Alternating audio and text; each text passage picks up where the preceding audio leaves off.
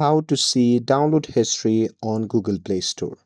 Hey everyone, welcome back to the channel. In today's video, I'll show you how to check your download history on the Google Play Store step by step.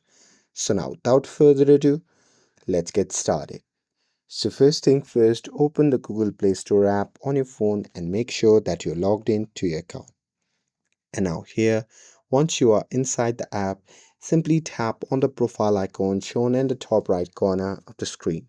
And here, once you tap on it, a pop-up menu will appear. From that menu, simply tap on Manage Apps and Device.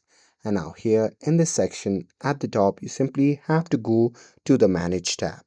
And now here, you'll see a list of all apps that are currently installed.